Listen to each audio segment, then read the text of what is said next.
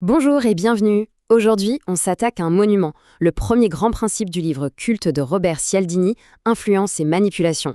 On va décortiquer ensemble la preuve sociale, un mécanisme psychologique ultra puissant qu'on utilise et qu'on subit tous les jours, la plupart du temps sans même s'en apercevoir. Allez, on plonge direct dans le vif du sujet avec une petite mise en situation. Imaginez la scène. Vous êtes en vacances, dans une ville que vous ne connaissez pas, il est l'heure de manger. Deux restos se font face. L'un est bondé, animé, il y a du bruit. L'autre est désespérément vide. Lequel choisissez-vous? À 99%, la réponse est évidente. Ce choix presque instinctif, c'est notre sujet du jour en pleine action. Justement, ce réflexe, cette tendance à aller là où il y a du monde, c'est l'exemple parfait de la preuve sociale. Mais alors, qu'est-ce que ça veut dire exactement? Mettons des mots dessus. Alors voilà la définition, on la doit au psychologue Robert Cialdini. En gros, la preuve sociale, c'est ce principe qui veut que, pour décider comment agir, on regarde ce que font les autres. On part du principe que leur comportement est le bon, surtout dans le doute. Et cette phrase résume tout à la perfection. Le raisonnement sous-jacent, c'est ça. Si autant de monde le fait, c'est qu'il doit y avoir une bonne raison, même si je ne la connais pas.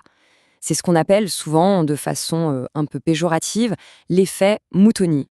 Mais attention, ce n'est pas du tout irrationnel. Au contraire, c'est un raccourci mental hyper efficace, une sorte de programme qui nous aide à prendre une décision rapide quand on manque d'infos. Et c'est une stratégie qu'on retrouve partout, y compris ici. Si cette analyse vous paraît utile, le fait de s'abonner, c'est une façon de le signaler aux autres. Ok, on a compris ce que c'est. Mais pourquoi est-ce que ça a une telle emprise sur notre cerveau? Pour le piger, il faut creuser un peu et remonter aux racines psychologiques et même évolutives de ce comportement. Le bénéfice, il est là, sous nos yeux. La preuve sociale nous permet de zapper une analyse lente, compliquée et qui demande beaucoup d'énergie. Face à l'incertitude, on fait confiance à ce qu'on perçoit comme la sagesse du groupe. C'est un pur mécanisme de survie basé sur l'efficacité. Et ce n'est pas nouveau, c'est même profondément ancré en nous. Nos lointains ancêtres, eux, survivaient en partant en courant avec le reste du groupe, sans attendre de voir le prédateur. Plus près de nous, dans les années 60, une fameuse expérience dans un ascenseur a montré que des gens étaient prêts à se tourner face au mur, un comportement absurde, juste pour imiter les autres. Et aujourd'hui, on lit les avis en ligne avant de cliquer sur acheter. Le fond du mécanisme n'a pas changé d'un poil. Et ce chiffre, il illustre ça de manière spectaculaire. Rendez-vous compte, 88%. C'est la proportion d'internautes qui font autant confiance à un avis en ligne qu'à une recommandation personnelle d'un proche. C'est quasi 9 personnes sur 10. C'est juste énorme et ça montre à quel point ce levier est devenu central dans notre monde digital. Une chaîne comme celle-ci est un bon exemple concret. Un nombre élevé d'abonnés, ça agit comme un aimant. C'est un signal direct qui dit « le contenu ici est validé par beaucoup de monde, ça vaut le coup d'œil ». Si cette idée résonne, rejoindre la communauté en s'abonnant, c'est participer à ce signal. Bon, maintenant qu'on a vu le pourquoi du comment, passons à la structure. Pour y voir plus clair, on veut classer la preuve sociale en 5 grandes familles, 5 types principaux à connaître et à reconnaître. Alors, rapidement, on a l'expert, c'est la caution de l'autorité, la blouse blanche. On a la célébrité ou l'influenceur qui prête sa notoriété. Le plus courant, c'est l'utilisateur, les fameux avis, les témoignages. Ensuite, il y a la sagesse des foules, l'effet best-seller. Et enfin, la plus puissante de toutes, la sagesse des amis, la recommandation d'un proche. Et justement, chaque abonnement ici, c'est un peu un témoignage. C'est une façon de dire « ça vaut le coup ». En s'abonnant, on ne fait pas que consommer un contenu, on participe activement à sa crédibilité, on influence la perception des autres, c'est une forme de preuve sociale. Bon, à cette théorie, passons à la pratique. Le point crucial maintenant, c'est comment on se sert de tout ça de façon concrète et éthique pour son business. Et là, on voit bien qu'il y a plein de manières de faire. On peut bien sûr utiliser les chiffres bruts, plus de 15 000 clients. On peut afficher les avis, les logos de clients connus ou de médias qui ont parlé de nous.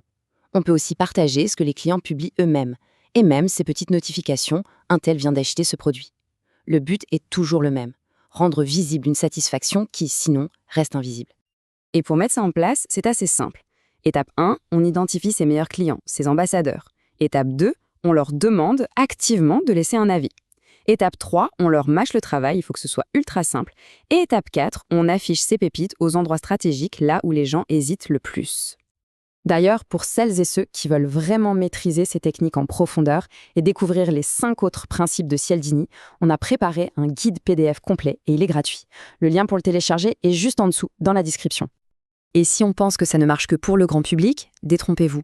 Dans le monde professionnel, le B2B, c'est encore plus marqué.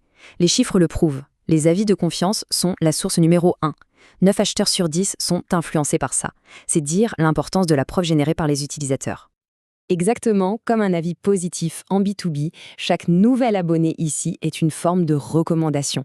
C'est un vote de confiance qui aide à construire la crédibilité du contenu pour tous ceux qui le découvriront ensuite.